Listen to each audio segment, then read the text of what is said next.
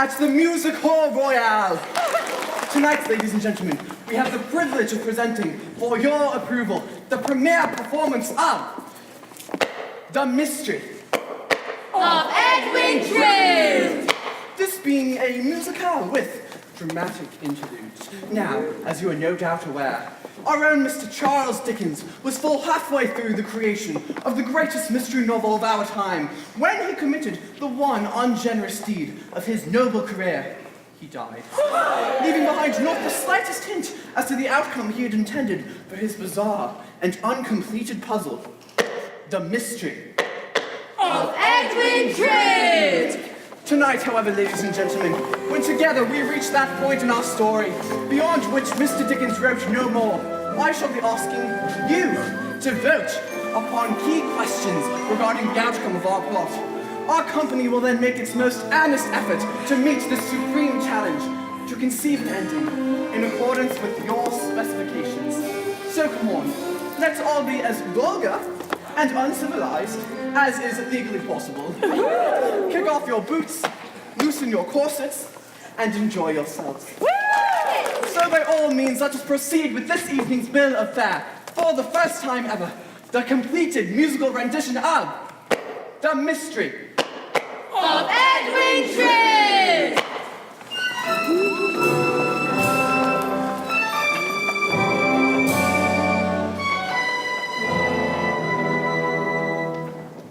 Cloisterham, the ancient, mouldering cathedral city of Cloisterham. Not a particularly encouraging setting for the Christmas season now upon us. A wintry shudder goes through the giant elms as they shed a gush of tears. And here we are, in the home of John Jasper, choir master of Cloisterham Cathedral. Choir master, Composer organist, and vocal instructor. John Jasper is blessed with a voice the angels themselves might envy. And who, ladies and gentlemen, more suited to essay the role of that gifted vocalist himself than our very own Mr. Clive Paget. John Jasper eagerly awaits the arrival of his beloved nephew and title character of this evening's diversion, young Edwin Drood. Hello, Uncle. Why, there's the lad now. My dear Uncle. Yes, ladies and gentlemen, your eyes do not deceive you. Devotees of mad impersonation are more used to seeing Miss Nutting in Top Hat and Tails, which is her inimitable rendition of Aren't I Half a Toff. But this evening, she hides her distinctive form beneath the garb of young Edwin Drood. Ladies and gentlemen, a warm round of applause, if you will, for tonight's guest artiste and London's leading male impersonator, Miss Alice Nutting. Any dinner, Uncle? You forget, Ned, that uncle and nephew are words prohibited by express agreement. Of course you're right, Jack. After all, we do have only a half dozen years or so between our ages. Hello, Jack. Don't drink yet. I must propose a toast. A toast to what? He asks, to what? To Rosa. Rosa. To the fair Miss Rosa Budd. Surely you've not forgotten that Rosa and I are soon to be wed? It has not quite slipped my mind. Yes, a tedious ceremony in York freaking Cathedral, Jack. And then off with my wonderfully pretty child bride to dusty Egypt, where I intend to shake things up a bit. It is certain, then. Egypt seems a desperate, great distance. Indeed it is, Jack. This portrait of Rosa is not one of my better efforts, yet you choose to hang it here. In heaven's name, why? Because it reminds me of you, Ned. And of the happiness I wish you and Rosa. Oh, yes, I'm sure we'll be quite happy. Though our courtship suffers from an unavoidable flatness owing to the fact that my dead and gone father and her dead and gone father had as good as married us at birth. Why the devil couldn't they have left us alone? Oh, tut-tut, dear boy. Tut-tut. Yes, it's all very well for you, Jack. You have the freedom to love whomsoever you choose. Don't stop, dear fellow. Do go on. Have I hurt your feelings, Jack? How could you have hurt my feelings? Good heavens, Jack. You look frightfully ill. There's a strange film come over your eyes. I've been taking medicine for a pain. Oh, an agony that overcomes me. I've been forced of late to seek treatment in London, but fear not. The effects shall soon be gone. My dear uncle. Then take it as a warning. And Ned, Edwin, this is a confidence between us. It shall be sacredly preserved, Jack. I have confided in you because... Because we are fast friends, and because you love and trust me as I love and trust you. Both hands, Jack. My dearest Uncle Jack. My dearest nephew Ned. A life without your friendship would be life as good as dead. The winds of hell may blow, but as you well may know, our heed your call, no need to small and face the fires below. For you, for you, for you. two kinsmen more than brothers, We know no next of kin, and yet we know no others closer need the skin. The blood that flows between us, the bonds that tie us twain. Two kinsmen, when all others flee, then we remain. My dearest nephew Ned. My dearest Uncle Jack. If men say words against you, I would make them take them back. A loyal lad of mine would be but glad to die. If by my death one extra breath of life for you I'd buy. 'Tis true. 'Tis true. For you, two kinsmen more than brothers. We know no next of kin, and yet we know no others closer neath the skin. The blood that flows between us, the bonds that tie us twain. Two kinsmen when all others bleed and we remain. 'Tis true, for you, two kinsmen are we two. Miss Alice Nutting and Mr. Clive Paget, ladies and gentlemen. I trust the moderation of your applause merely means we're conserving our energies for the final curtain. But to continue our story, young Edwin Drood is visiting Cloisterham to offer his birthday regards to his bride-to-be, the fair Miss Rosa Budd, who, like Drood, is an orphan. Rosa resides at Cloisterham's most respectable seminary for young women, aptly, if not correctly named, the Nun's House. Ladies and gentlemen, in the part of Rosa Budd this evening, that most delicate of English roses, that blossoming bud who has even yet to be plucked, the unspeakably lovely Miss Deirdre Peregrine.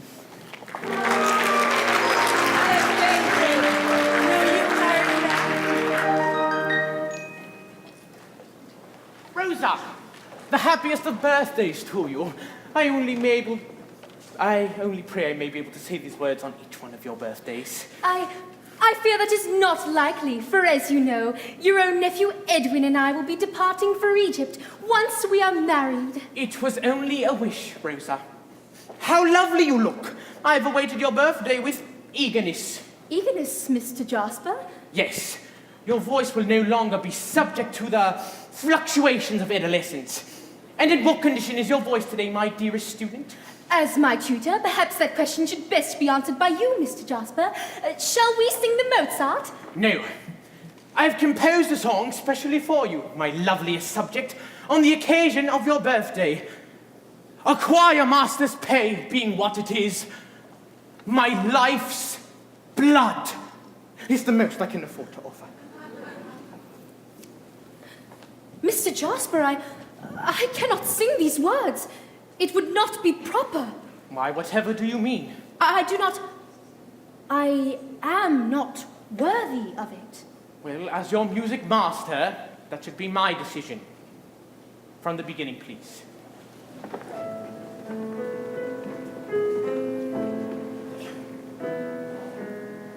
Between the very dead of night and day, upon a steely sheet of light, I lay, and in the moonfall, I'll give myself to you. I'll bathe in moonfall and dress myself in dew. Before the cloak of night reveals the morn, time holds its breath while it conceals the dawn, and in the moonfall, all sounds frozen still, yet warm against me. Your skin will warm the chill of moonfall. I feel its fingers, lingers, the veil of night shade, light made from stars that all too soon fall. Moonfall that comes from you. Betwixt our hearts let nothing intervene. Between our eyes the only sight I've seen is lustrous moonfall as it blinds my view, so that soon I only see but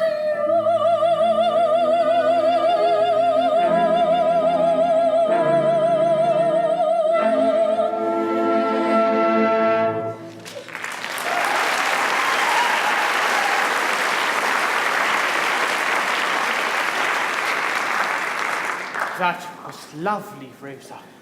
Thank you, sir. But lovely will not do. When you sing these words, you must make me feel as you mean them. Once again, if you please.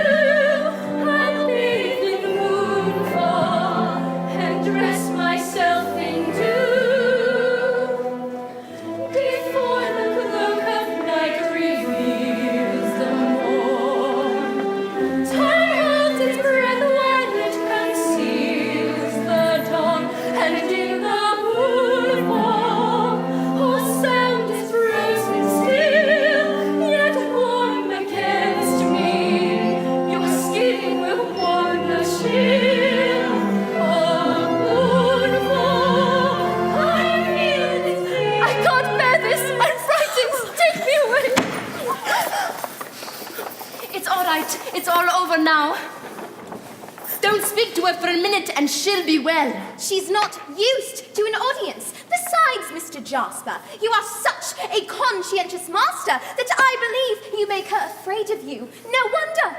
No wonder. You would be afraid of him under similar circumstances, wouldn't you, Miss Landless? Not under any circumstances. Ladies and gentlemen, our own fiery spirit, the unpredictable Miss Janet Conover.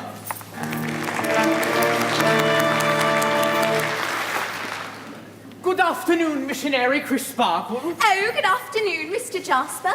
And may I introduce young Neville Landless. He and his sister Helena have both arrived from Ceylon, where they no longer have any family. Neville has been entrusted to my care, and Helena will be living here at the nun's house. Welcome to Cloisterum, Mr. Landless. I'm afraid young Master Neville has been given over to me to calm his rather hot-tempered nature. And to help him make a new beginning here in Cloisterum. You and your sister lost your parents recently, Mr. Landless. Their mother died when they were quite young. And now their stepfather has crossed over as well. I'm most sorry. There is no need for you bright ecclesiastics to console me. As it happens, it was well my stepfather died when he did, or I might have killed him. The newest member of our company, ladies and gentlemen, Mr. Victor Grinstead. I surprise you, miss. You shock me! Unspeakably shock me! You never saw him beat my sister. My stepfather was a brute, Mr. Jasper. In desperation, Helena tried on more than one occasion to flee his cruel and miserly hand, even disguising herself as a boy. But to no avail. As for myself, from my earliest remembrances, I've had to subdue a deadly and bitter hatred, which has made me secret and revengeful. I'll say. However, your kindness and goodwill have deeply moved me. I pledge to change my ill-tempered ways and break new ground for myself. There's the lad. He'll soon blend in, Mr. Jasper. Mr. Jasper, your pupil, she sings beautifully. Thank you. Your efforts have not been without success. I trust so, Mr. Landless. And may I inquire if your relationship extends beyond that of pupil and master? Heavens, no, Neville! Miss Budd is betrothed to young Edwin Drood, Mr. Jasper's nephew. You do best to cast your eyes and intentions in the other direction, sir. I beg your pardon, Mr. Jasper. No pardon is necessary. However, I must be off. Choir practice, I fear. I wish you well in your new life, Mr. Landless. Thank you, Mr. Jasper. I trust you shall meet again. And I would like to meet this Drood and see what sort of man is worthy of the affection of Miss Budd. Steady, lad, steady. You are feeling better now, aren't you? Much, thank you. These surroundings, which may seem very secure to you, are new and unsettling to me. You will be my friend, won't you? I'll be as good a friend as such a mite of a thing can be to such a womanly and handsome creature as you. Who is Mr. Jasper? My Edwin's uncle and my music master. You know that he loves you. Oh, don't! He terrifies me. I feel I am never safe from him. He's made me a slave with his looks, forced me to keep silent without his uttering a single threat. Careful, you are tearing Mr. Jasper's composition. It is of no matter. I do not intend to sing it again. Oh, I'm sure we'll have at least one reprise of this before we're finished. Don't you think? But now we step out from the chaste sanctity of the nun's house and travel, for reasons which will soon become clear, to the wickedest corner of the wickedest hole of the fabric of the city of London. Below the street and beneath contempt lies the opium den of the Princess Puffer. Here, the universal tongue of opium is spoken, with its subdialects of prostitution, burglary, violence for profit, and murder. And reigning supreme over this blemish on England's fair complexion is the Princess Puffer. who ministrates to her clients' needs. And hears more than she tells. Portrayed this evening by the Grande Dame of the Music Hall Royale. Queen Mother of the Red Light District. That good woman of ill repute, your very own. And beloved. Miss Angela Prysock.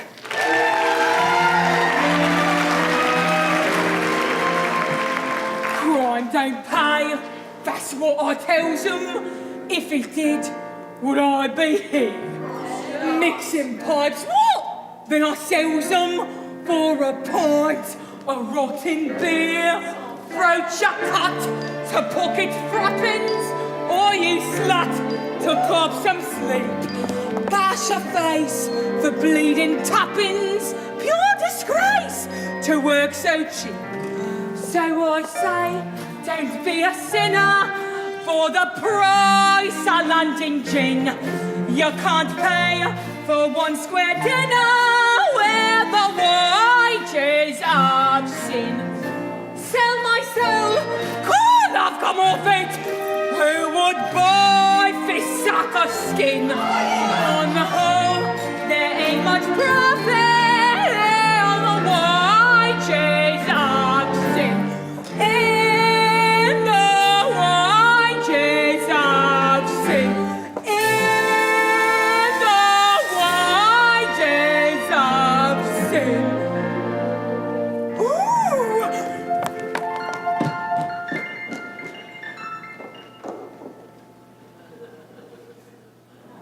Hello, love. Fancy seeing you here 2 nights in a row. What piece of crumpet you've been buttering up instead of me? What little slice of raspberry tart? Oh, begging your pardon, miss, I'm sure. First time out on the town with him, isn't it? Never you fear, love. I've had him on numerous occasions, and whatever he's got in store for you, praise God, it will be over within an instant.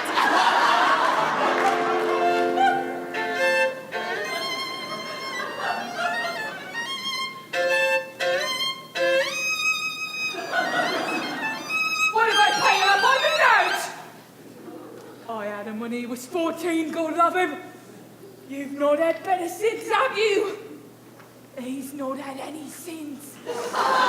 I've seen girls from gutter families, trap rich men with fluttery ways, and they coo, pass the jam, please, over nuptial breakfast trees. Over there, in bed 11, sleeps a bleeding hypocrite. Spent his days, he's cast to heaven, spent his nights amongst fish shit. Oh, I do beg your pardon, I'm sure. I didn't mean to. It will never happen again, I promise. Now, where was I? Oh, yes. Shit! That's why I say, don't take half measures, do things right, then dig right in.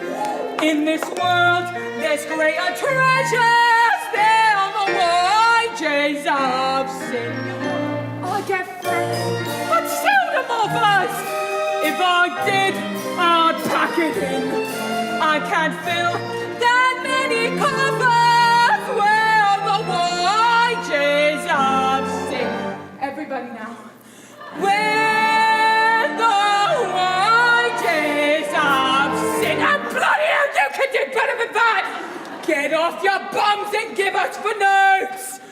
Where the wages of sin. Bless you, Dora.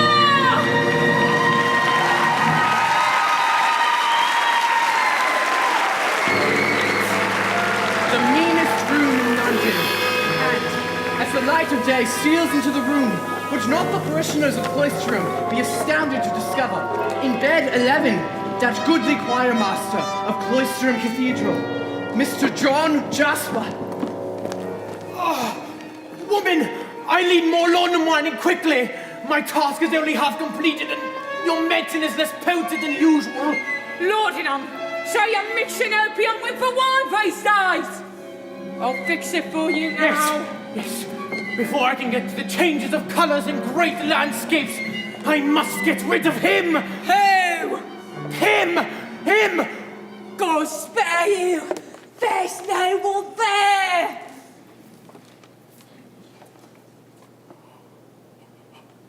There he is!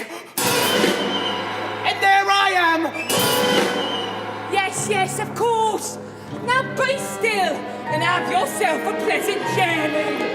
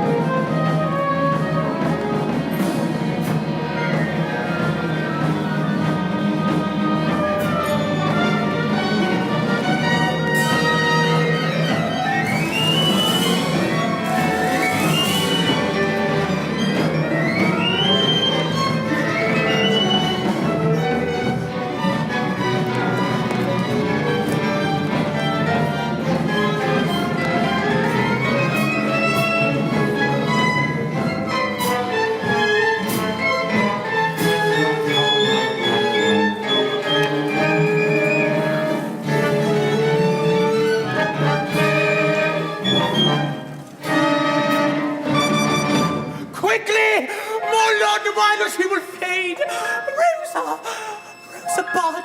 What did you say? Did you say Rosa Bud?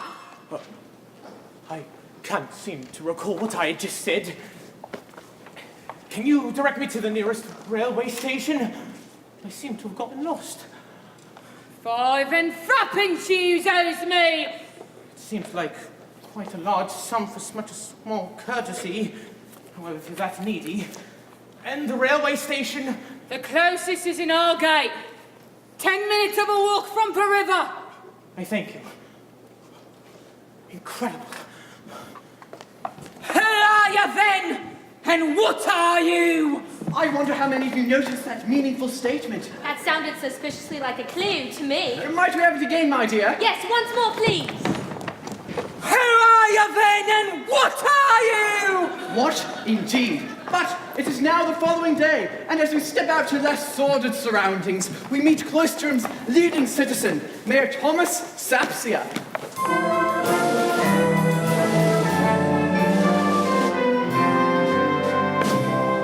Good afternoon, Mayor Sapsia.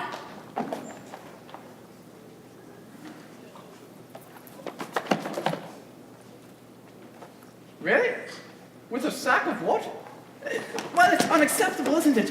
But you'll notice once again who gets saddled with the... Ladies and gentlemen, your kind indulgence for a short announcement. The part of Mayor Thomas Sapsia will not, I repeat, will not be portrayed tonight by Mr. James Hitchens, as is previously stated in your program. Mr. Hitchens, as many of you are well aware, is more likely to appear at the bar in the rear than up here in front of the footlights. Therefore, it will come as no surprise to many of our regulars that Mr. Hitchens is once again massively indisposed due to injuries he sustained while fighting for a lady's honor. Apparently, the lady wished to keep it. And so, his part will be portrayed tonight by your very own stage manager, Miss Throttle. Good. I hope this last-minute substitution meets with your approval. Absolutely not! No! Good afternoon, Mayor Sapsia.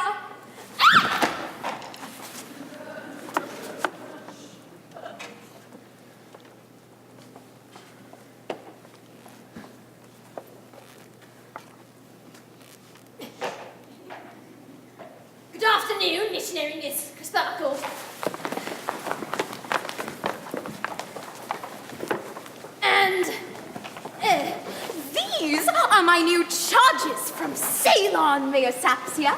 I am taking them to go meet... and in fact, here he comes now.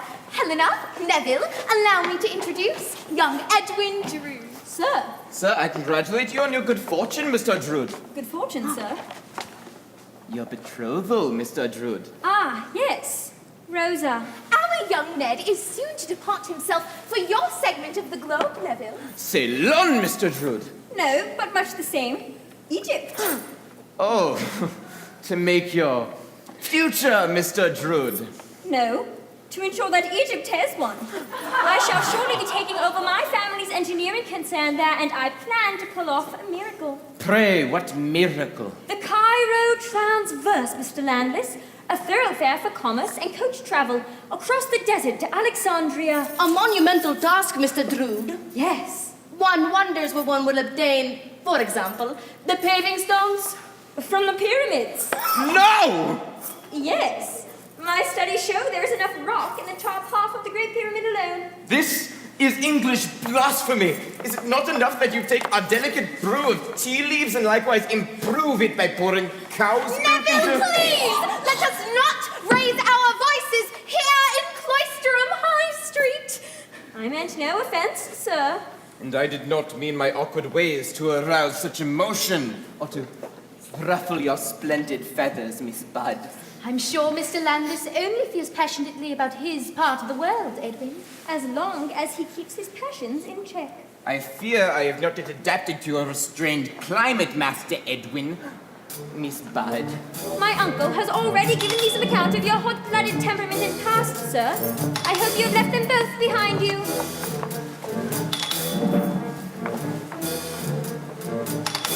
My reputation precedes me here. A situation I needs must fear. Would to Belvire blending in with this my shade of skin. I thought it cleansed my slate at last, but they anticipate my past.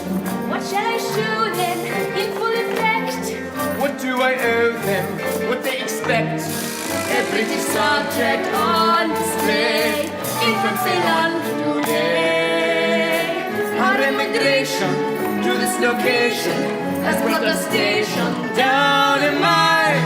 This destination divides creation in rank and file and English are they and British am I. British are they and English am I. There are two subjects we don't discuss. One is our monarch, the other's us. And yet I fear you soon will be the subject of scrutiny. A British subject nonetheless. From where and why they'll try to guess. Cape Town or Burma, what's all the fuss? Well, terra firma belongs to us. A British subject bred and born, And subject not to scorn.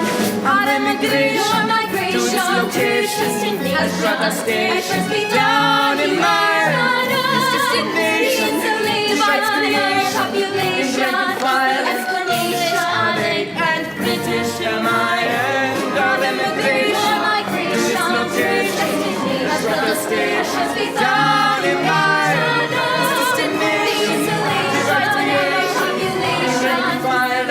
English are they and British am I? This is the way we'll stay till we die, till we die.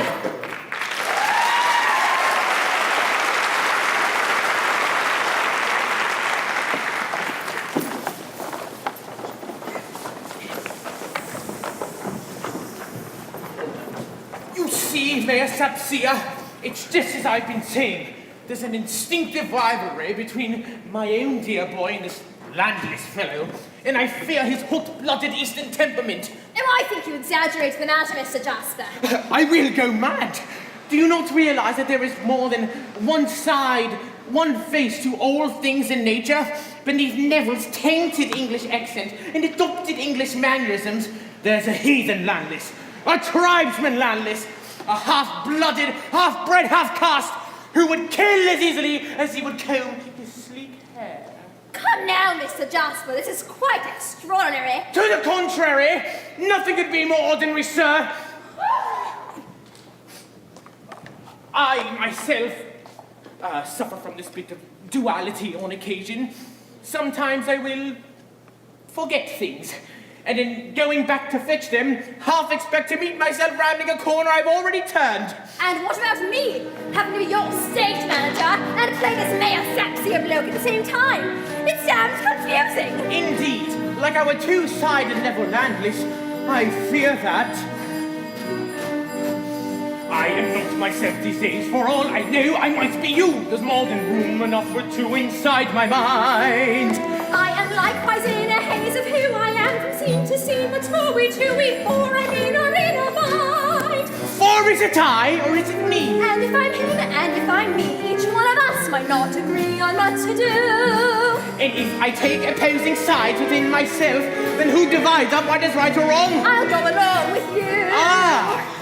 Ten pennies, one penny, two pennies, 12 pennies, 12 to a shilling, twice that to a florin, and would you not fancy the currency foreign, the finest and faithful sides of the coin?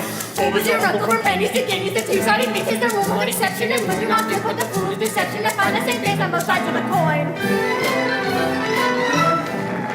Odds or even, Heads or tails? it's high or low, Or black or white? it's up or down, Or left or right? or night or day. Nature seldom ever fails to know some light and lead from light and undisclosed opposing sight of one's dismay. There's shadows in the shiny morn. There's a rose that bears a thorn, Your good is dead as soon as born. and yet we smile. But luck's division is perverse. It seems to work more in reverse. If things are better, they'll be worse in just a while. Penny, one penny, two penny, 3 penny, 12 to a shilling, twice that to a florin, and would you not fancy the currency foreign, the finest and feasible sides of the coin? Over zero, over pennies to guineas, the two-sided mint is the rule of exception, and would you not fit with the fool of deception, the finest and feasible sides of the coin? Over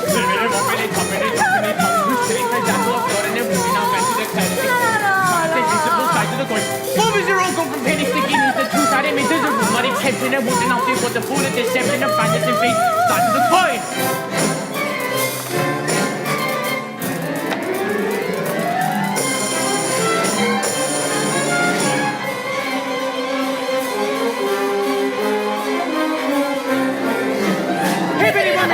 Company, 12 to a shilling, twice that to a florin, and would you not fancy the currency foreign, the finest and feasible sides of the coin?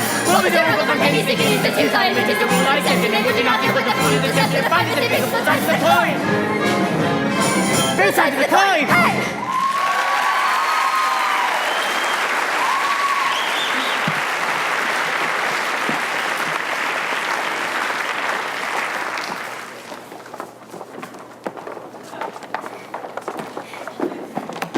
You've convinced me, Mr. Jasper.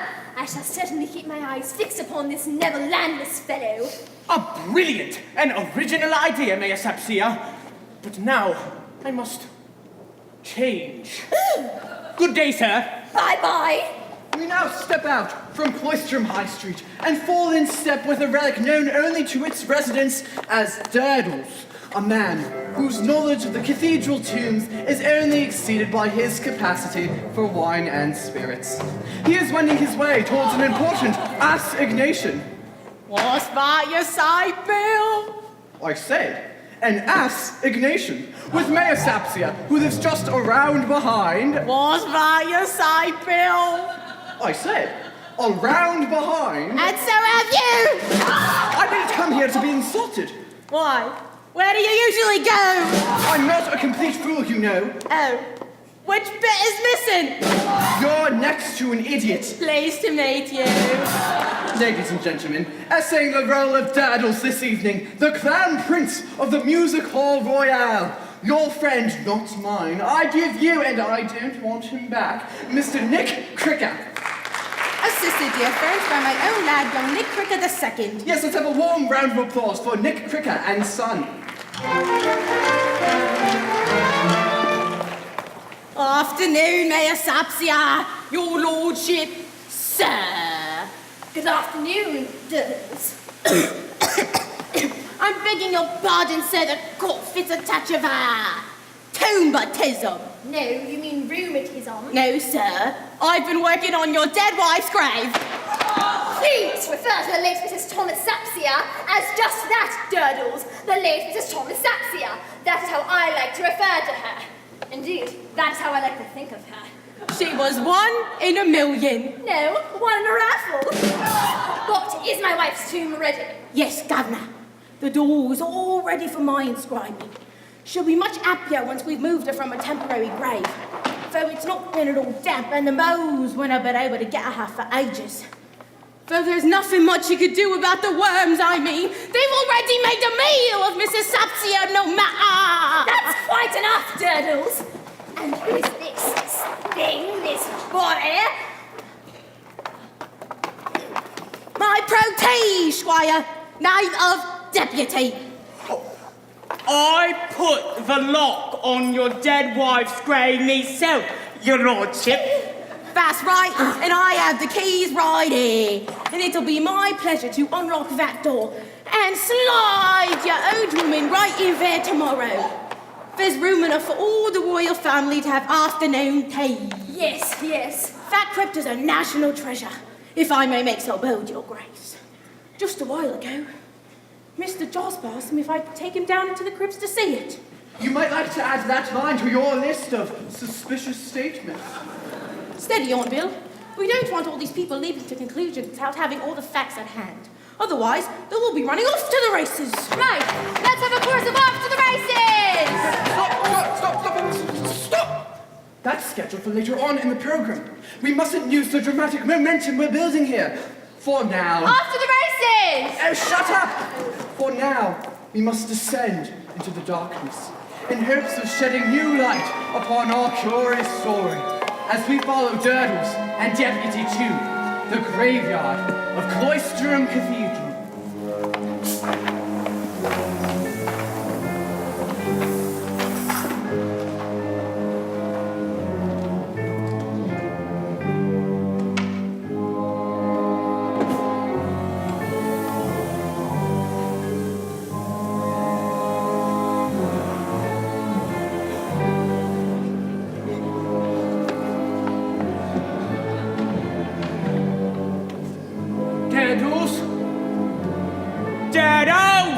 Dados! Hello? Who's there? Mr. Jasper? What? Have you been watching me, you cunning devil? Why, I'll have the blood of you!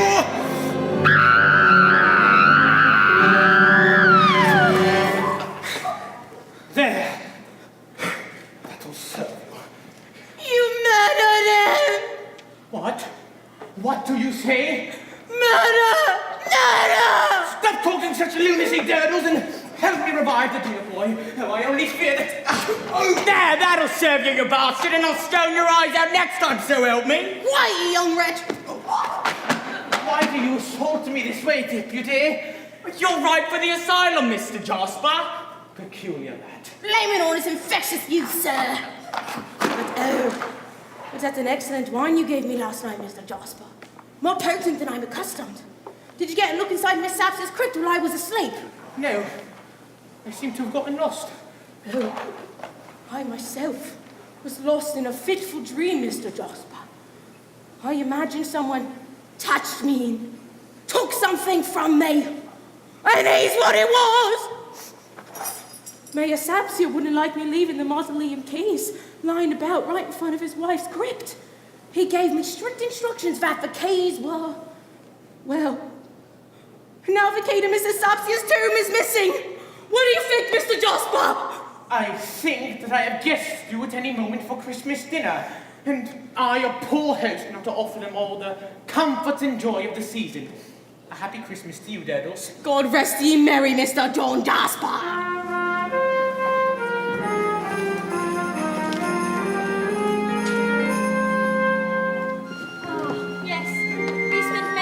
And chatting afternoon here among these silent tombs, eh, my own betrothed? No, Rosa, we are not legally bound to marriage. Then, Eddie, dearest, let us change to brother and sister from this day forth. Never to be husband and wife? Never. I am honor bound to confess that this thought does not originate with you alone, Rosa. I know, dear one. You have not been truly happy with our engagement, nor have I. I am sorry, Rosa. And I for you. Poor boy. Oh, if only our marriage had not been assured since birth. Perhaps then you would know how we truly feel towards each other.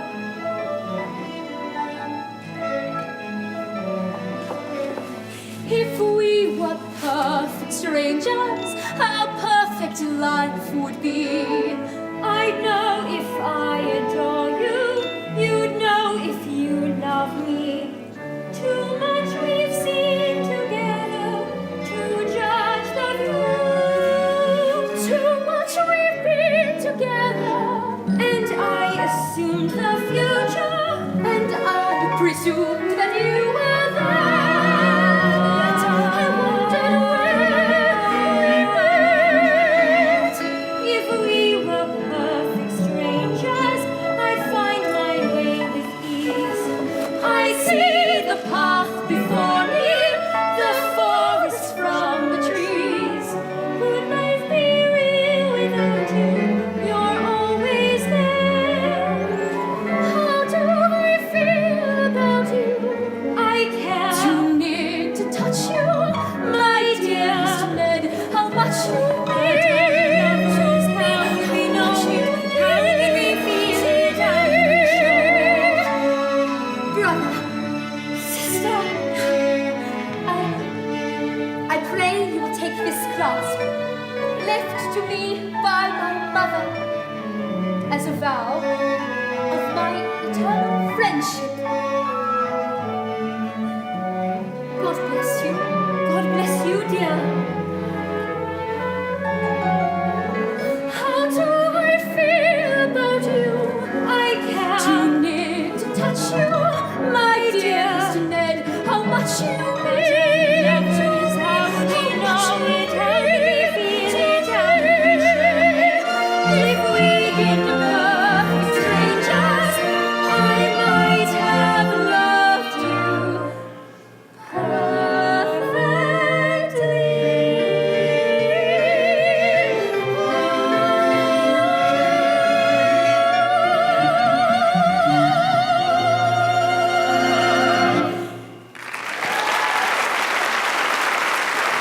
All this will come as a terrible blow to my uncle. Whatever is the matter? Could we keep our change of plans from Mr. Jasper for a while, Eddie? Yes, of course, you're right. Why give him such sad news on Christmas Eve? But we must be off. He's expecting us for dinner, and I fear there's a storm brewing.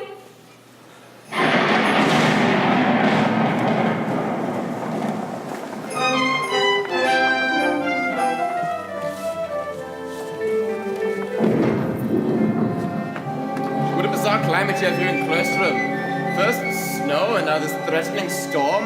The gods must be angry. God must be angry, Neville, not gods. We use the singular in England. What a storm for Christmas Eve.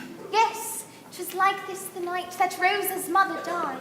Neville tells me you were once very dear friends with Rose's mother, Missionary Crisparkle. Yes, but I fear I was a bit too Anglican, a bit too angular for her taste. And then, at a seaside party, celebrating her second anniversary only a few months after Rosa was born, she apparently slipped while walking unobserved along the cliffs and drowned in the embrace of the ungrateful waves. But enough! Let us follow Mr. Jasper's lead and forget our grievances with life and with each other over a sturdy Christmas dinner. I pray you will forgive the meager merits of my humble table.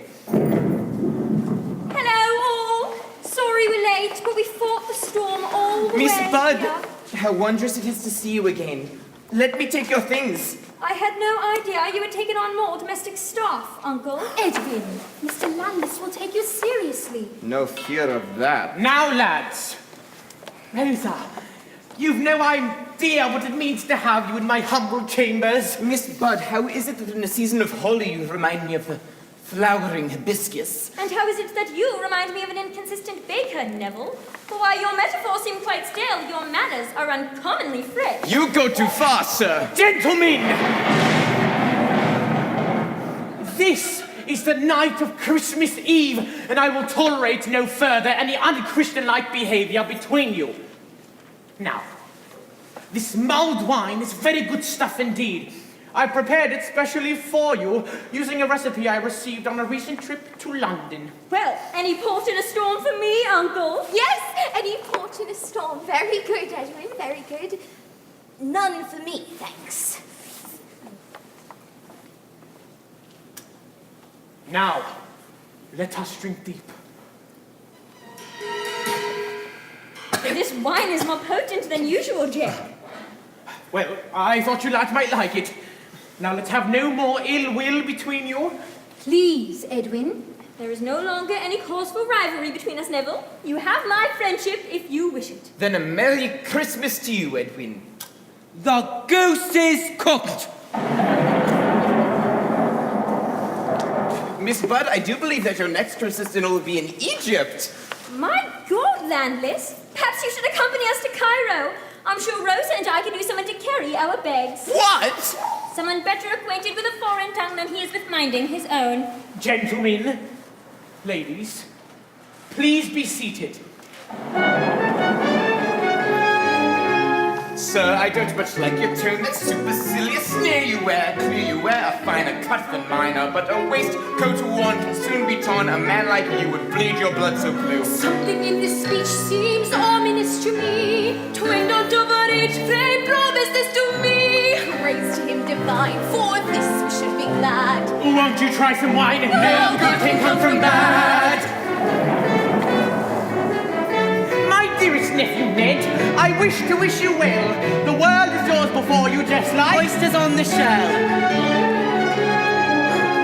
Landless as you are and know your blood is hot, but less than pure, less unsure than we. Your history would indicate the past of some have passed through your veins. Your primness thus explains. Something sends a chill like feet upon my grave. Can my strength and will completely never save? These words they say bring harm upon the lad.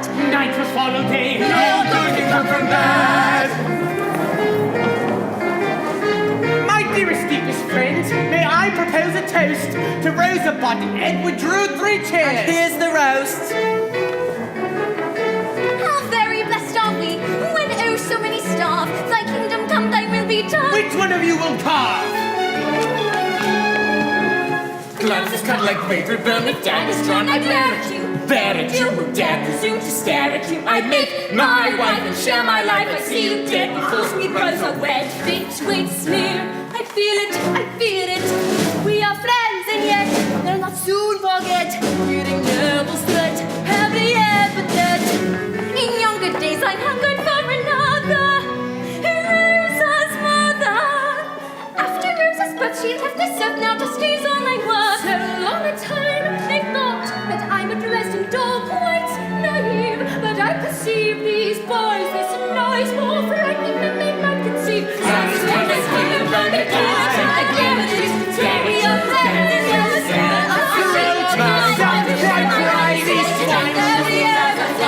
These new additions, every be revealed.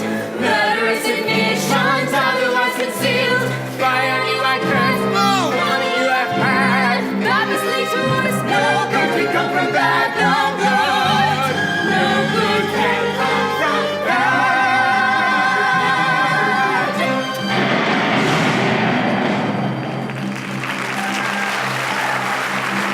Splendid Christmas Eve. I must stroll down to the river weir to see this fit of nature unchecked.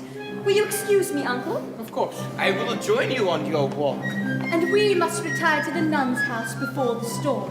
Good night, Edwin, my dear. Everyone, Rosa. be careful how you tread, Neville. Well, I shall see the ladies safely home. Will you join us, Uncle? No, Edwin. I have plans I must execute. But I will not leave you in that flimsy coat. You shall take my own humble but serviceable taped coat. Come, Edwin, your destiny calls. Then goodbye, Uncle. Goodbye, all!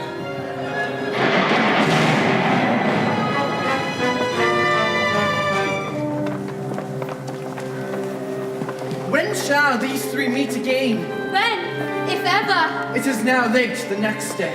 Christmas Day, to be sure. The storm has passed, but in its wake there is to be found no trace of young EdwinDrood.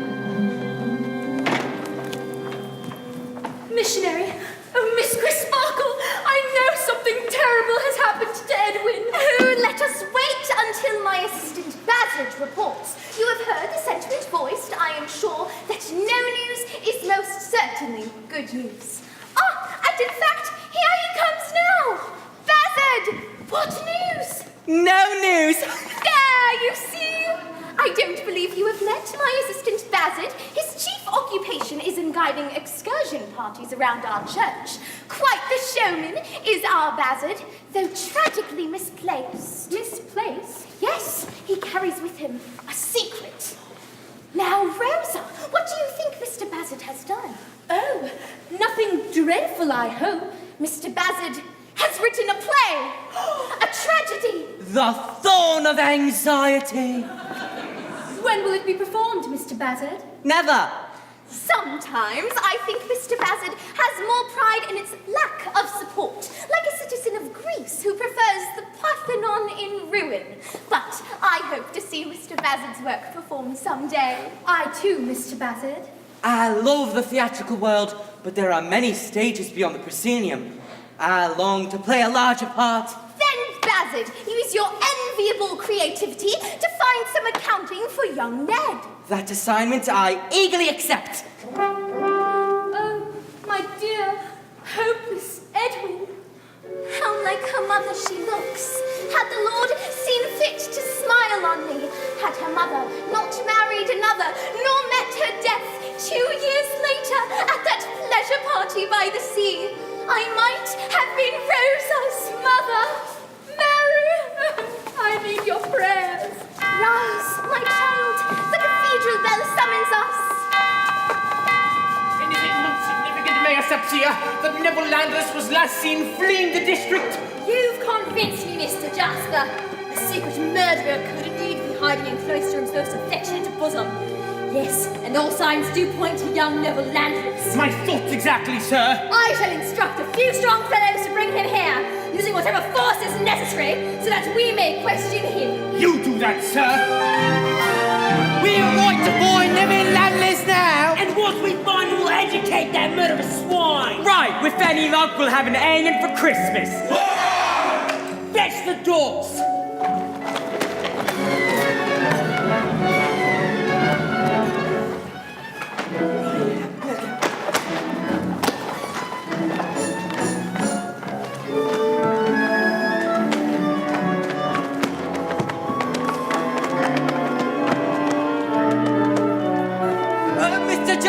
Mr. Jasper, look what I've discovered! Why, it's my coat, the one I gave to Edwin last night. It's been torn to ribbons and blood. There's his blood on it. Where did you find this? Under a rock by the river, where? My dear boy, murdered. I take this oath before you, Bassett. Record it in your memory, that I shall fasten a crime of murder upon the murderer, and that I devote myself to his destruction. I shall remember your words, Mr. John Jasper. And I believe that's it for you this evening, Philip. That's right, Bill. Yes, well, it hardly seems you're worth coming down from Knutsford each night now, does it? You seem to specialize in these narrow parts of late. Oh, not by choice, Mr. Cartwright. Yes, I'm sure. Let's see, you do, in the part of in Julius Caesar, you played the part of... A senator? Ah, so at least you're in for the kill. You know, Philip, it's rather odd that Charles Dickens created your character in the first place, unless, of course, he had a more promising future in mind for you. That's been my solace in the role, Mr. Cartwright. Yes, I'm sure. Still, you do understudy Mr. Paget as John Jasper, I note. Surely In one actuality, Mr. Paget claims never to have missed a performance in his entire career. Well, Philip, we're almost done with this act, and our second act is considerably shorter in length than the first. Would you happen to have a song ready at hand for us? Shall we? Yes, why not indeed? Well, as a matter of happenstance, I do have, in common with my role this evening, aspirations as an author. and have composed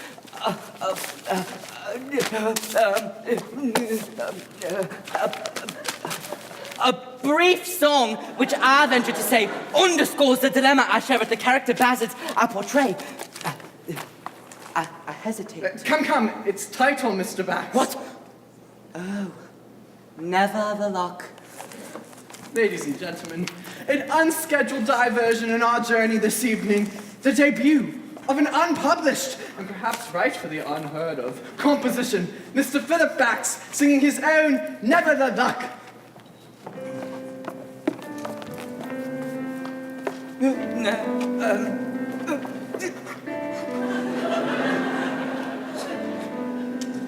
Never the luck, and never the lead, and never you mind, they say.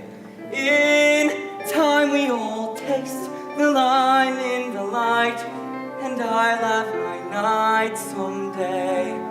Still, each precious part seems over and done before I've begun to speak.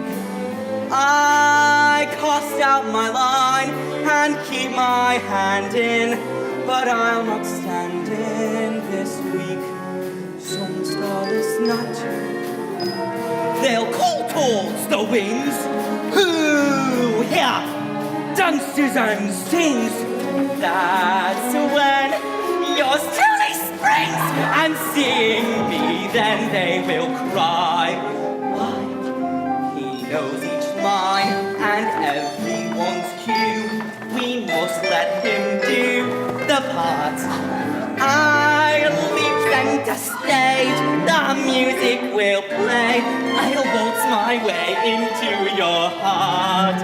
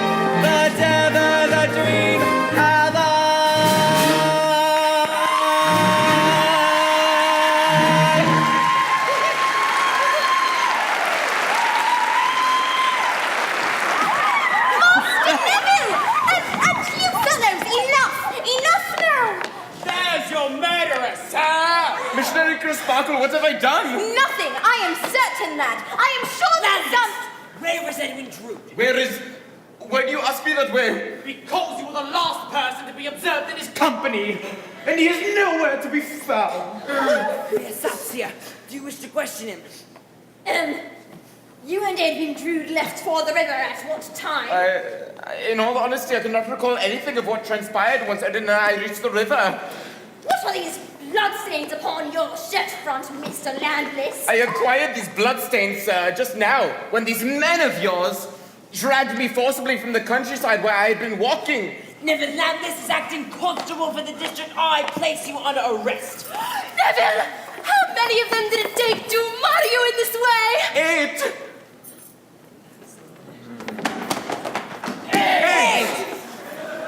You have an interesting way with the law here in Cloister Mer, Sapsia.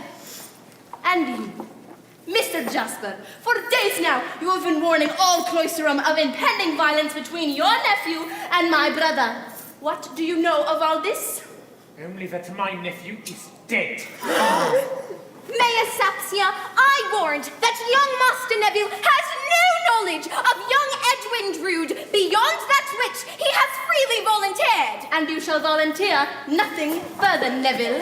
I shall remind you and your brother that there is the issue of murder at hand. Before you utter that word again, you laughable man, perhaps would be good enough to supply a body, a victim, a corpse, something more tangible than an errant nephew, a timorous uncle, and a ludicrous city official who has no backing in his charges beyond pure pomp and sheer circumstance. Hear, hear! Well said, Helena. She's right, you know, Mayor Sapsia. Without young Edwin's body, you cannot possibly arrest young Master Neville. Oh, very well. Release him then.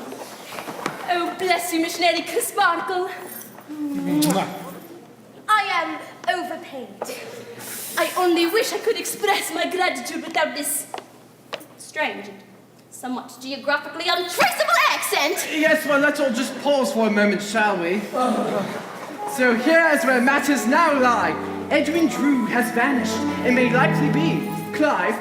Dick, John Jasper has sworn vengeance on his nephew's murderer. Most of this populace suspect to be Neville Landless. But the charges against Neville have been rescinded thanks to Helena Landless's steely resolve and the support of the kindly Missionary Miss Crisparkle, who was once very dear friends with Rosa's deceased mother. Meanwhile, it's difficult to know what one should make of Mason Durdles and his young apprentice deputy, not to mention The mysteriously motivated purveyor of opium, the Princess Puffer. Statements to consider during the interval, with one admonition.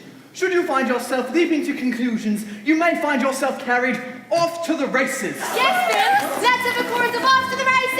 Yes! A spontaneous request, which brings us rather adroitly, I think, to a song. For what evening at the Music Hall Royale would be complete without a rendition of its trademark anthem, Off to the Races. Quick conclusions often lead the best of us astray. The wisest move in life is just to wait. Otherwise your galloping emotions run away Like horses at the gate. Off to the races, off to the races, off to the race we go. But where the chase is, and what the pace is, we seldom seem to know. men with broken hearts about to never more pursue a member of the sulphur cyber race. Save the race! Firmly anchored to the ground, they suddenly will view our fair and favor. Then, Off to the races, off to the races, where certain faces call. He's saving graces, struggling for places, his need for love at all. Don't fall back on your assumptions, hasty presumptions, might do you in. Mind the track like a nag running blind, try lagging behind, you'll find your way. Bless our Queen Victoria, she's had 9 kids to date. You wonder how Prince Albert got enthused. Probably by her decree he had to procreate, said she, make me amused. Off to the races, the royal races, the same as poor folk do. When she embraces her royal graces, the same and wants as you. jolly good.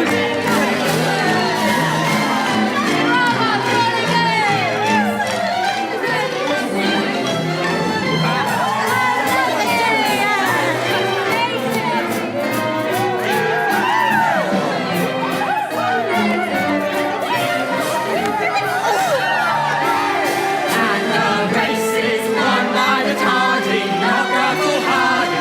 Rules that we need. Don't unlace your madcap abandon. You and your land are gone, not me. So we call upon you all to hold your horses' reins before you solve the stickings of pride. Sometimes having patience is as good as having brains, so take your bloody time. Pour out the spirits, the end is nearest, only a length or so. Don't begin to beat your tar off for the finish isn't far. Off to the races, off to the race we go.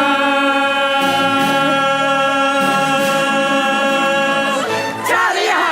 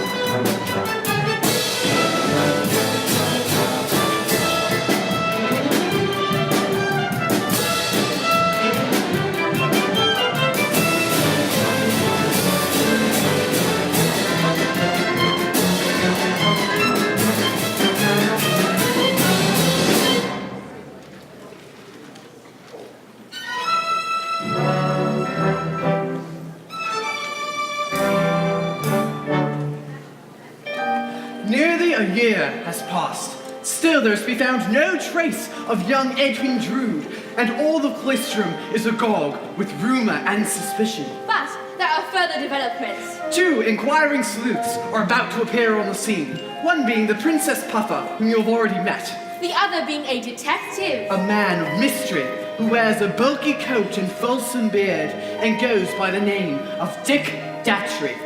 Eh? I said, Dick Datchery. Right.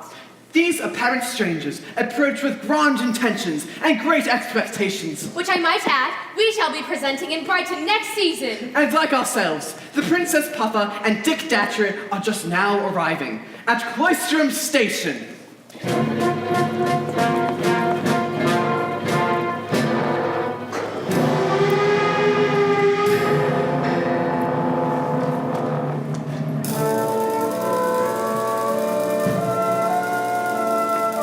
Ah yes, there's John Jasper coming back from another treatment in London. And note that among the many curious souls of Cloisterham, there are none two more intensely curious than these 2 sleuths.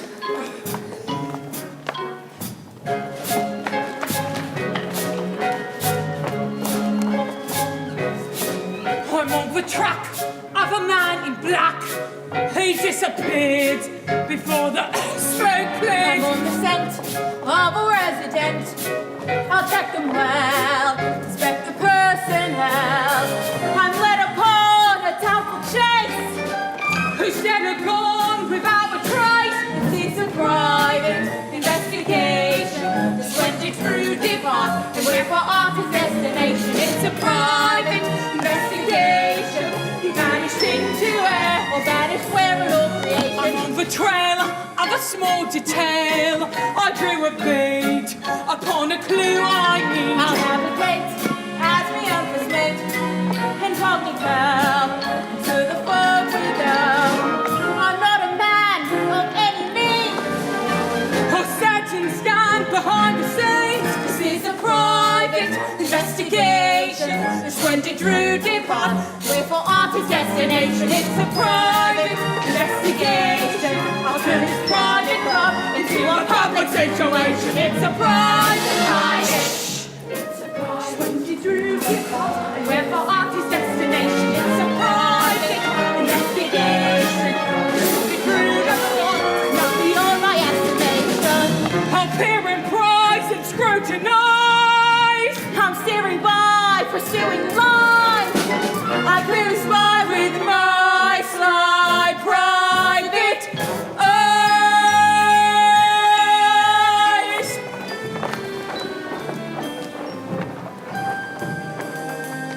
Oh, missionary Miss Crisparkle, there you are. All things are bright and beautiful tonight, don't you think? Yes, as if the stars were mere punctures in the ceiling of earth, through which heaven's light can be seen. I only wish my assistant Bazzard, who is away on business, could see such a night as this. Hold on there, boy. Here's a face we've not seen before. Welcome to Fair Cloisterham, Captain. I'm in the way of being official greeter to all visitors who might have the price of a bottle of wine on them. My name is Daddles. My name is Datchery, Dick Datchery, and I was wondering if lodgings could be found in these parts. Oh, no doubt, Mr. Datchery. Something architectural and out of the way. Inconvenient. We have any number of inconvenient lodgings here in Cloisterham, sir. Excuse me, I couldn't help overhearing. The earliest accommodation I know of along those lines is a single lodging just above the rooms of Mr. John Jasper. He is a great admirer of mine. Ah, is that the fellow who has been much afflicted by the loss of his nephew, Edwin Drood? My old boy, this much afflicted fellow, Mr. John Jasper. Is he always dressed in mourning these days? That's a man and won't catch me go near him again. Why is that, boy? 'Cause I won't be choked and lifted off me legs again. I find that most interesting. I shall enjoy watching the comings and goings of this town. That man could speak to his tailor. Excuse me, miss, could you tell me where Mr. John Jasper Oh, are you ill? No, miss. I always look this way. Rosa! We've both been guilty of neglecting your music lessons. When shall we resume? Never, sir. Am I being politely told that you are abandoning your studies altogether? The politeness is yours, not mine. I beg not to be questioned. I will not answer any more. At least I have that in my power. Rosa, I do not wish to hear you, sir. I do not forget how many eyes command of you of us. But you shall hear me even against your wishes. Dearest Rosa, charming Rosa, even when my dear boy was engaged to you, I loved you madly. I hid our secret loyally, did I not? You were as false to him, sir, daily and hourly as you are now. You know you made me afraid to open his kind eyes to the truth. That you are a bad, bad man. How beautiful you are! You are more beautiful in anger than in repose. I don't ask for your love. Give me yourself, your hatred, that pretty rage, that enchanting scorn. It will be enough for me. I warn you, sweet witch, rare charmer, you must stay, or do more harm that can be undone. You're mad. I mean to show you how mad my love is. Love! You dare to use that word? Yes.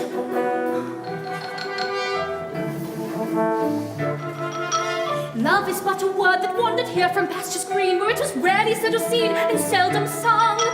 Innocent enough it was intended to be used on rare occasions, not abused by every tongue. Rarely has a word been ever taken so in vain. What little meaning might remain is quickly bad. Never has there been so quite exhausted such a term. Your sighs and syllables confirm how drained this word. You call it love. I call it love. I call it rude. You call it rude. I call it lust. I call it nude. I call it cruel. And I the fool. I cannot bear Yet still I dare to to call it love. I think it foul. Oh, you I scowl. think it vile. You see me smile. Tis you on break. Your cunning guile. I feel denial. Your bastard bad. My words are You mad. get to sin I speak it in the name of love.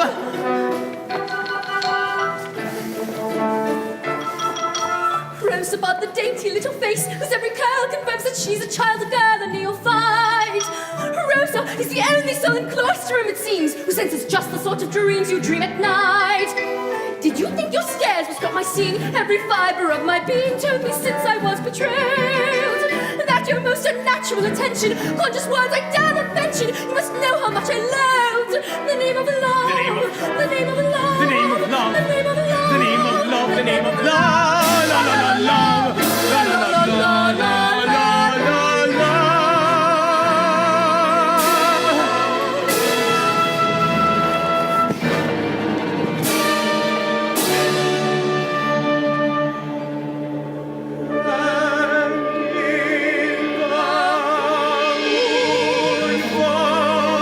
Can you not free this victim who so enslaved? Save me, and let these dreams remain. Awake my own transfixed with one of this love. My love, my love, the name of love is thrilling to me. Beneath these skies one night unknown, would she dare? Between our eyes one sight alone we share. A sight of moonfall as it falls into view.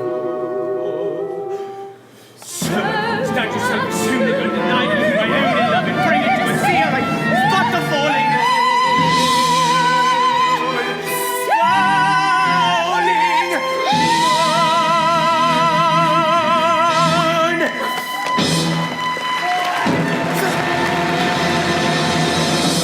I think I just heard something.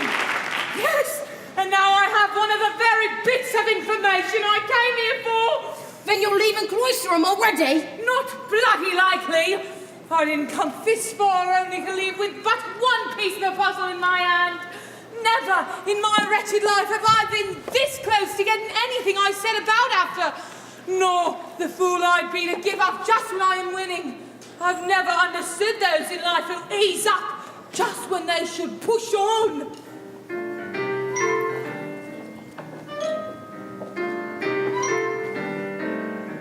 Once I bet my last 10 pence and won. Twice as rich then, friend said, cool, it's done. How sad, I said, so watch your wildest dreamer then. 20 pence instead of 10, double up my bet again.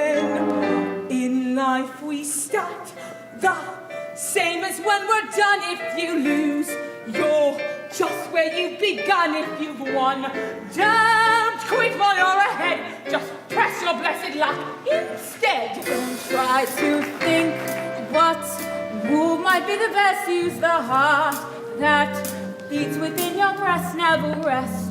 Don't quit while you're ahead. Sing out, there's more in store for me. I see my dream ship finally coming in like a steamship. Anchor into wind. Lift your chin. Remember what I said. Don't quit while you're ahead. Who cares? I know there must be love that's yet to be. Only just 3 winks away from me, hopefully. Don't quit while you're ahead. Don't worry how you tread. Who cares? And there's the chance, one I dreamed of mine, a romance quite ripe upon the vine. Don't resign. No victor has said, don't quit while you're ahead. To stay. Tare, tara. Boom! Bang it, bash it, hooray, hurrah! Boom! Bang it, bash it, hoo-la-dee-da! Don't quit while you're ahead. Don't say I'm off to bed. Farewell. Well, I know. Don't let the moment go to waste. Enough with victory, just enough to taste. Heed the call with all due haste. For God's own sake. So raise the stake. You struck a lucky vein, never break through any lucky chain. Not afraid. Don't quit while you're ahead. As easily done as said, you'll see. Tari, tari. Boom! Bang it, dash it, hoo-glory-dee. Boom! Bang it, dash it, hoo-la-dee-dee. Don't quit while you're ahead. See out there's more in store for me. There's much more for me. There's much more for me.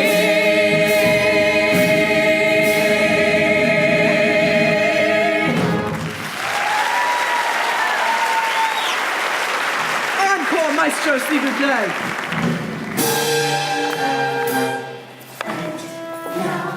At last we see the slightest glimmering of light, bright, shimmering in the dim dull night. So long have we been blind, but finally we unwind the plot. The truth is this: we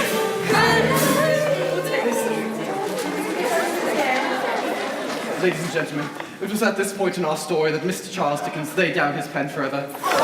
And so, my dear friends, this is all we shall ever know for certain about the mystery of Edwin Drood.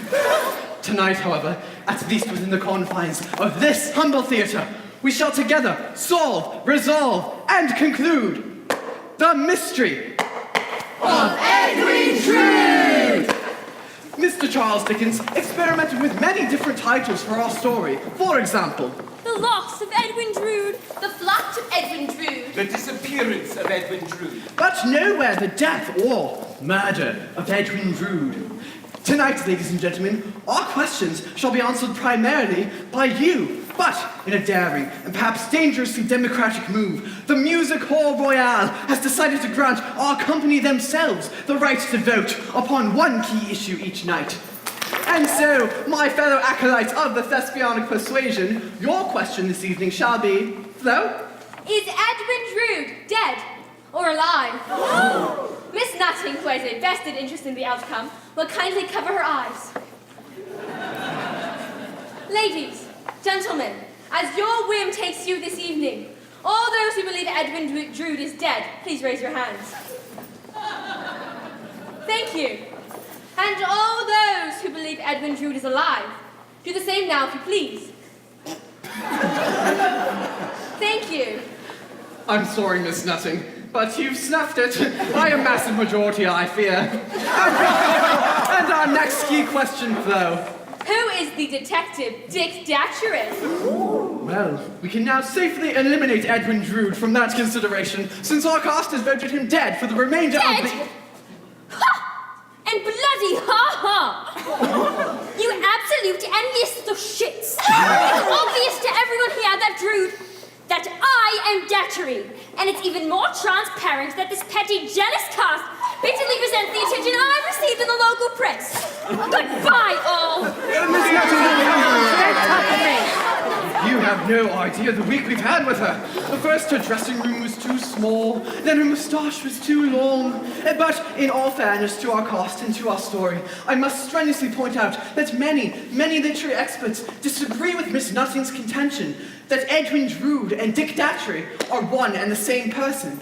Indeed, there are several prime candidates for the face behind Datchery's beard. For instance, I offer you Helena Landless.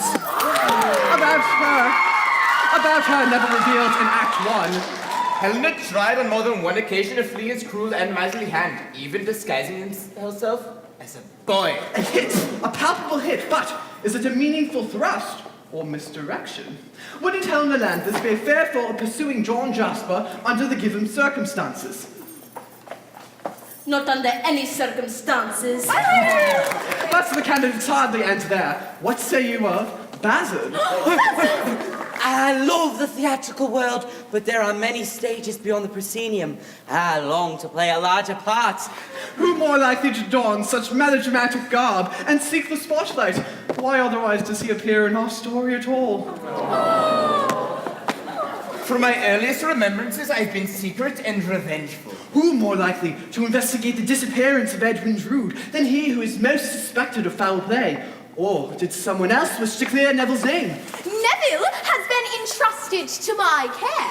The missionary Miss Crisparkle, whose passions and energy lay hidden beneath her garb. But perhaps she has adopted yet another uniform, that of Datchery, to save the lad who has been her charge and responsibility.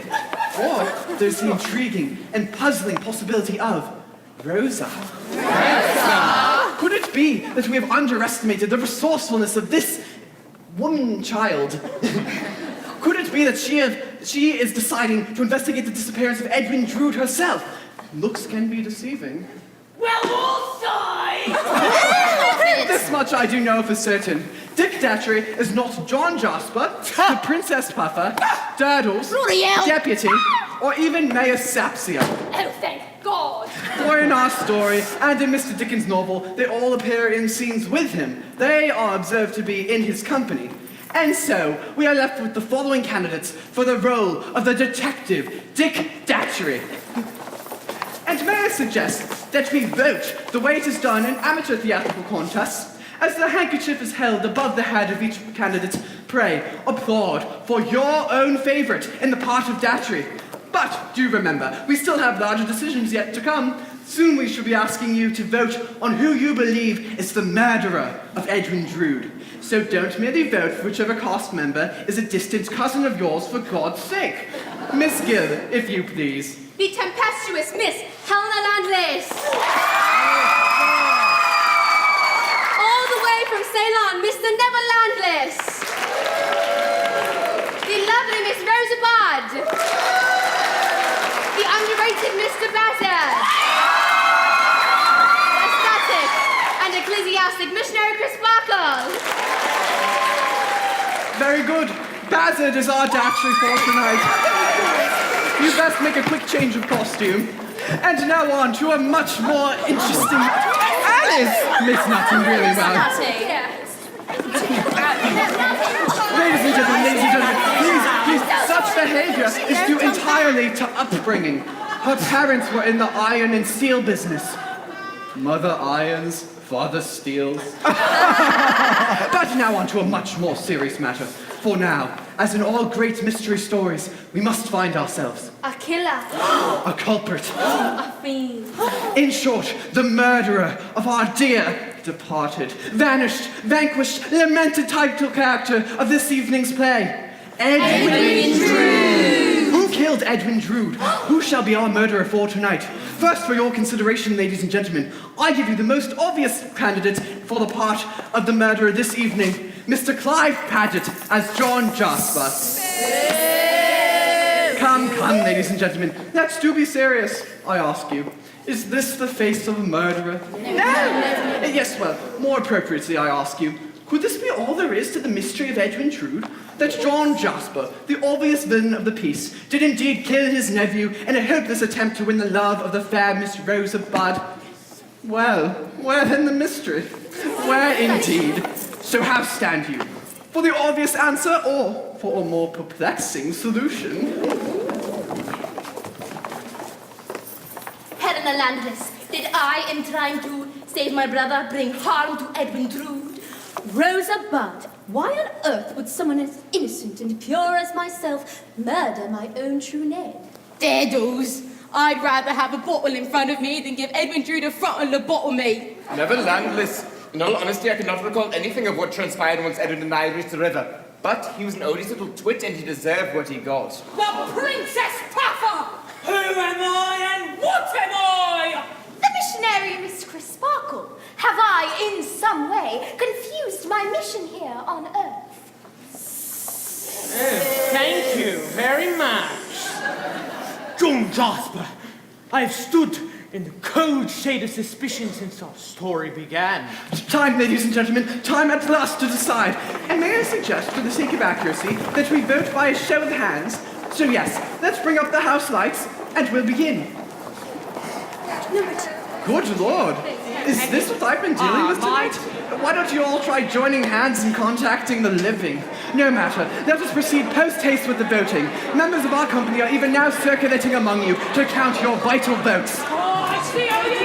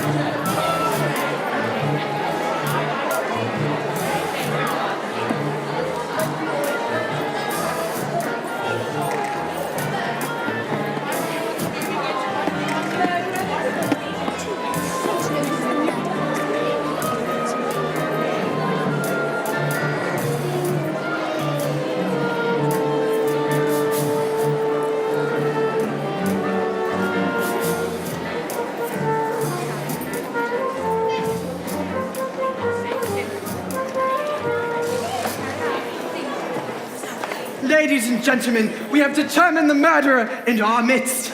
And so, as our cast departs backstage, where even now your vital votes are being counted, I only caution you to prepare for a few unexpected twists and turns as we serpentine towards the conclusion that you have drawn for us tonight. And so, friends of the Music Hall Royale, I give you, at long last, by your own determination, the conclusion, the finale of the mystery Of Edwin Drood!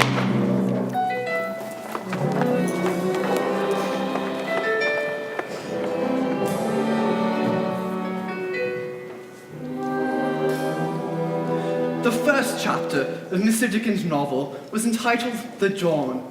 Perhaps not coincidentally, the last chapter he wrote was entitled The Dawn Again. So yes, let us begin the remainder of our story amid the cold grey tendrils of a dim English dawn. Hey, it's bloody freezing again!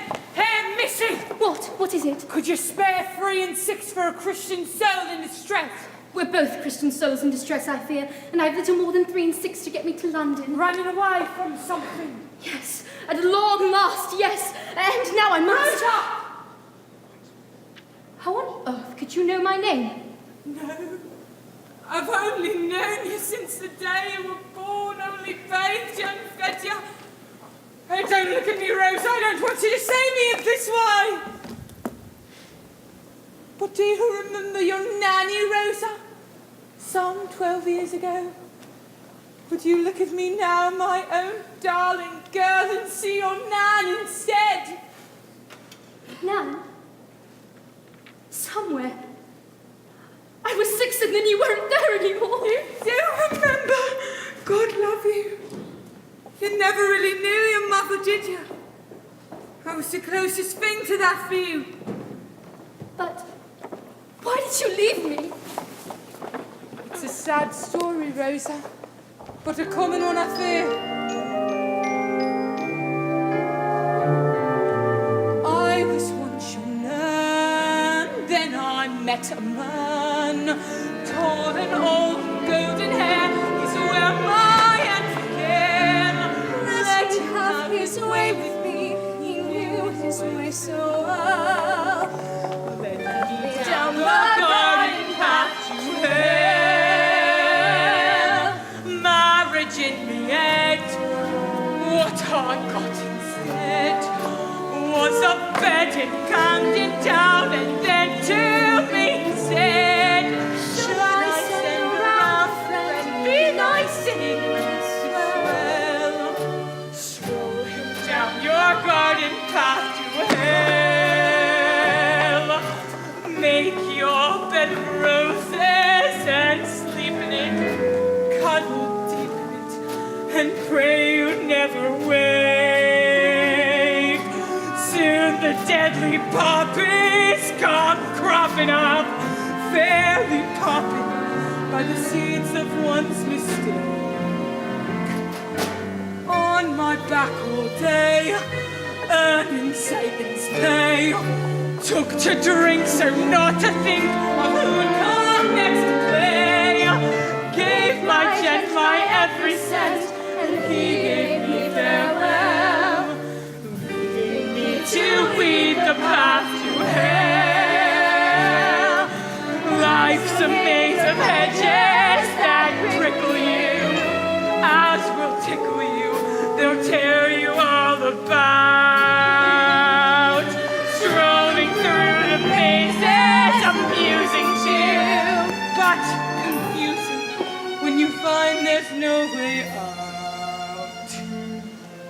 Lost my looks by then, couldn't draw them then, so I learned my trade and earned my keep with drugs, and then found myself a wicked shelf where opium I sell. Here's a pipe for you, sir. Price is fine and you, sir. Can't you see the garden? It's such a lovely garden.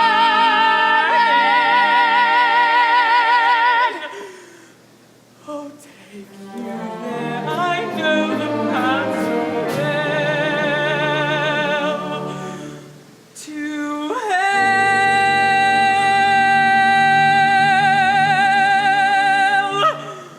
To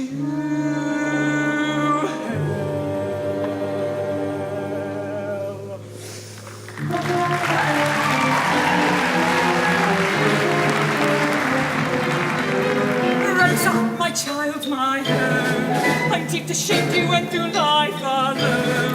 And yet despite my dreadful far from grace, I never once forgot your name or face. One icy evening, a client of mine began and to Raven's grave some laudanum wine.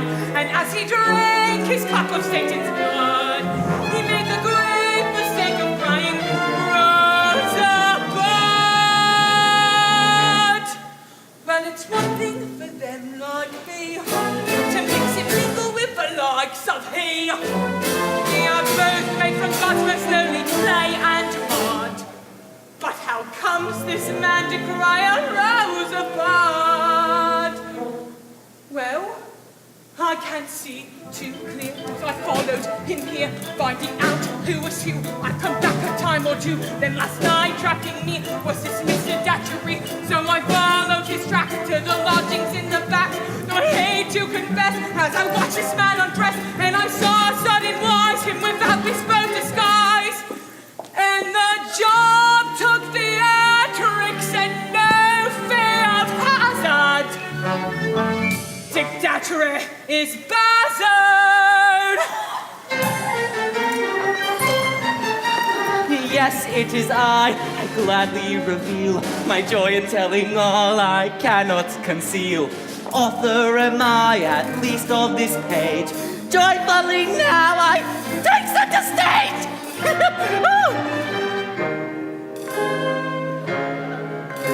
My motive in taking this part was to hone even further my art.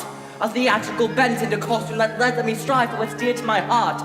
The chance for some public acclaim, just a shred of a second of fame. As a playwright, a plot to unravel should not pose a problem much harder to tame.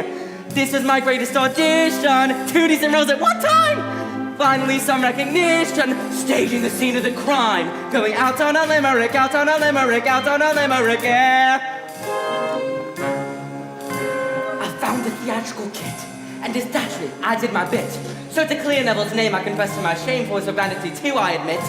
I followed John Jasper high-low, found the dens he descends to below. And when Puther came here, it was immediately clear my suspicions were quite apropos. So I crept in the lodgings of Jasper, dressed in this way, what a sight! There I found Rosebud's clasp, her mother she gave Drew that night. Jasper took him from Ned after hurling him dead, so the weir of the bed, I suppose. Tell him that Datchery knows, and the proof is quite clear that to bring Jasper here to be tried and then tied up and strung. And from this limerick, let him be hung!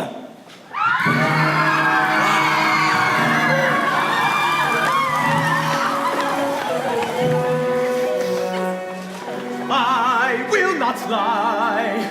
I wished Ned to die. Twice dead.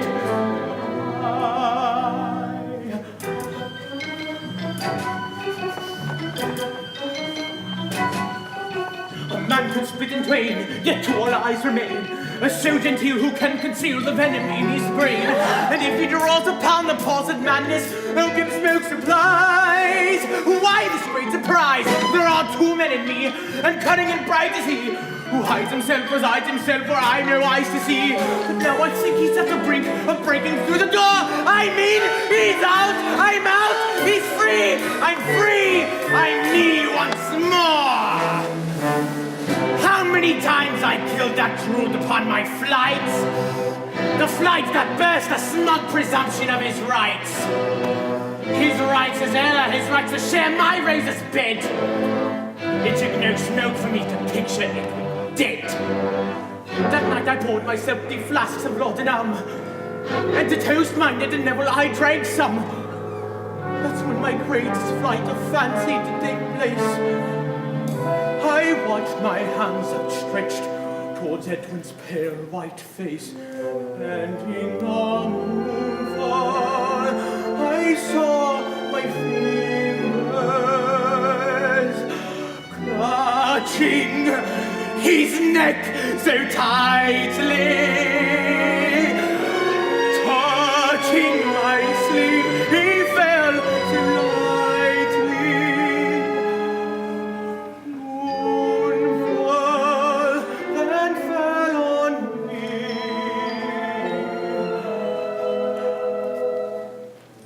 But God, the deed was much too easily done. As much as over as it had begun. Such tragedy to find thee meek. The kill, and to awake to taste the thrill. Now I've confessed. Now we both can rest.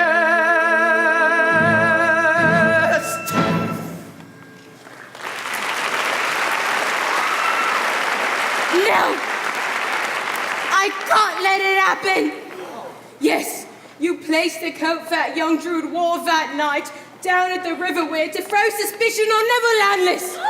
You're a bad one, Jasper, when the evil one is inside you. But you're not a murderer. You didn't kill EdwinDrood. Let me understand, Durdles. Are you saying that John Jasper did not kill his nephew? Exactly, your lordship, sir. It was a wild night that Christmas Eve, as you'll remember, Squire. I sought shelter near Mr. Jasper's door. And that's when I saw one amongst you! Saw EdwinDrood, and in a convenient flash of lightning, I saw who it was! That was quite a long speech, Bill. Think I could have a quick nip of port. Right! Suddenly, I see Mr. John Jasper stagger out of his own home under the influence of potent medicine. And suddenly, he collapses. And then, he gets up. And he picks up young Drood. And he carries him into the cathedral and down into the crypt, depositing the body right in Mrs. Sapsia's tomb. What? Yes, I told you there was plenty of room in there. But now you must tell us, Durdles, who did it? Lord love me. It was the Princess Puffer!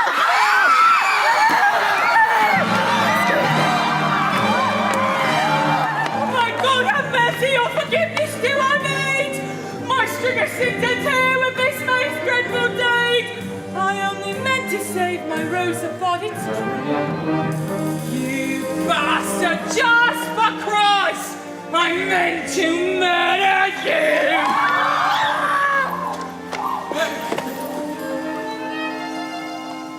Could I see my rosebud threatened by this man of a massive sin? He'd reveal his vile desires, so I had to do him in. To my endless ruination, I took smoke to see me through. In my sweet hallucination, I saw Drood and thought him you. So I say to all who'll hear me, you must plan your murder well. You must view your victim clearly, else you send him off to hell. When I killed, 'twas well intended. Drink and smoke, what did me in? For my chores, I'm apprehended there on the wages of sin. Everybody now, the wages of sin. And bloody hell, don't you know if I hang women these days? This is undoubtedly my last chorus. Come on now, everyone! We're the wages of sin. Blushing, terror!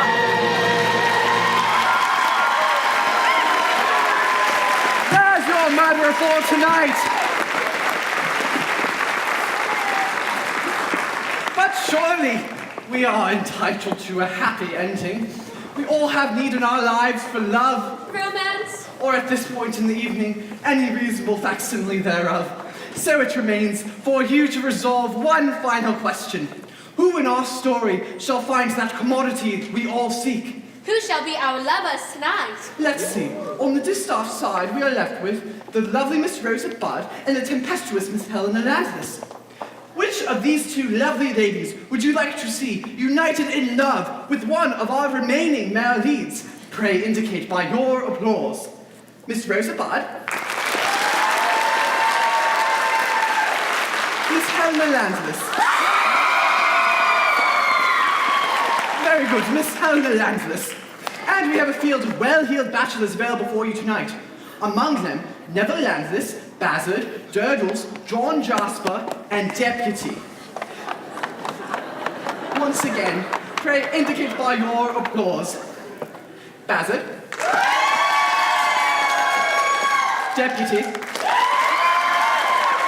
Durdles. Neville Landless. John Jasper. Well, it seems that our decision is a little bit as foggy as our stage tonight, so I think we have a tie. I think we must vote again between Durdles and Neville Landless. Once more, Durdles. And Neville Landless. Let's go with Neville Landless. Fine, right, that's your decision, and we're stuck with it, I fear. Mr. Purcell, a gentle reprise, if you will. It seems we are about to have a love song. Neville, the perversity of nature and of this audience tonight has caused me to be incestuously drawn to you. Perhaps you can learn to love me like a brother? Helena, I am your brother. But I suppose we must give this depraved English clique what they desire. You wicked bastards! Once we were perfect strangers, how strangely met are we? I find I now adore you. Our best has yet to be. It seems I've longed to hold you, fate ruled itself. You love me so, they've told you. Let's not resist this ending. Once we have kissed, pretending takes no thrill. The strangeness makes me ill. Once we were perfect strangers, yet now I love you perfectly.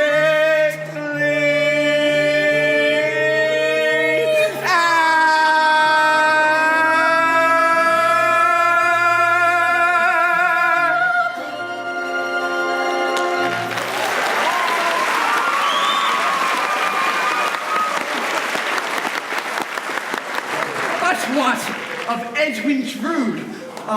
If only he could speak to us from beyond the grave. What would he tell us? What would he say? What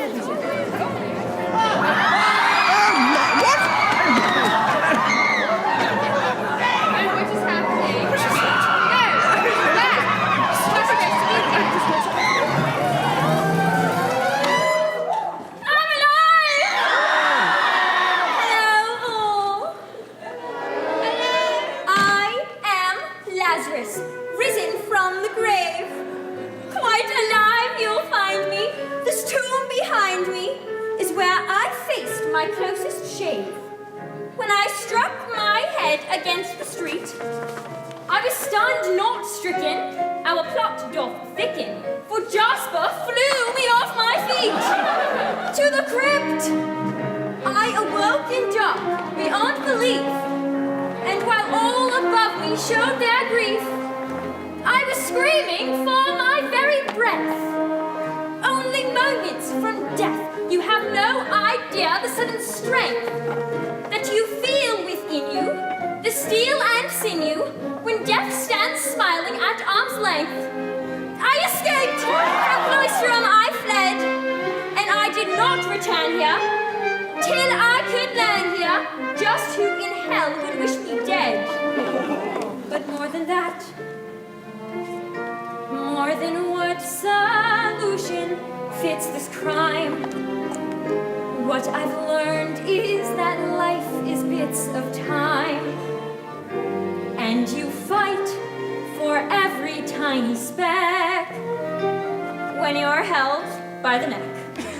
I have read the writing on the wall, and the greatest mystery is not the history of Jasper, Drood, and one and all.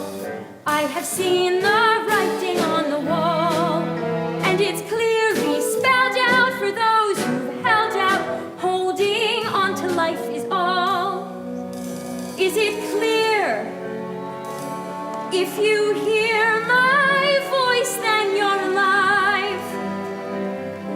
bloody marvel we survive. When you think of every risk we face in our mad human race, I have read the writing on the wall. Try to live forever and give up never the fight. You'll need the wherewithal. Can't you hear the writing as I plead inside in me to read the writing on the wall? The writing on the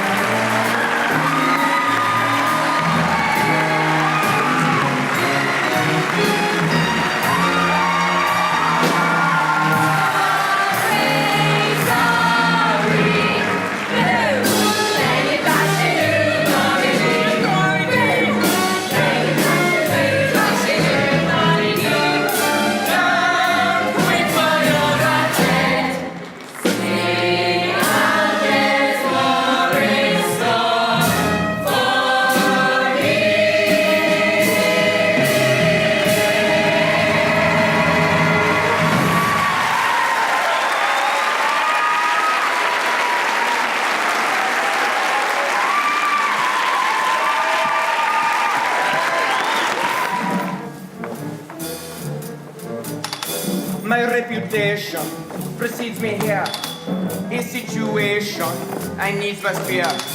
Would to be via blending in with this my shade of skin. I thought it cleansed my slate at last, but they anticipate my past. What shall I show them in full effect? What do I owe them? What they expect? A pretty subject on display in from Ceylon today. Our immigration to this location has brought a station down in mine. This destination divides creation in rank and file and English are they and British am I. British are they and English am I. There are two subjects we don't discuss. One is our mother, the other's us.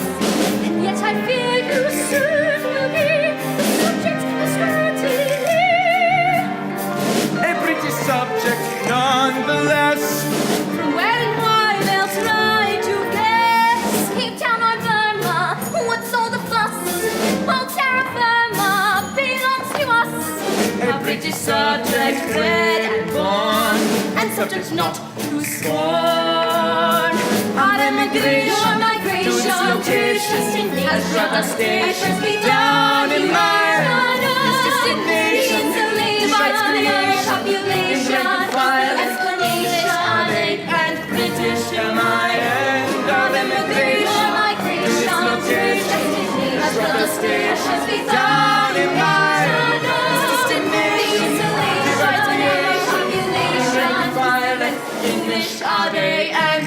fish am I. This is the way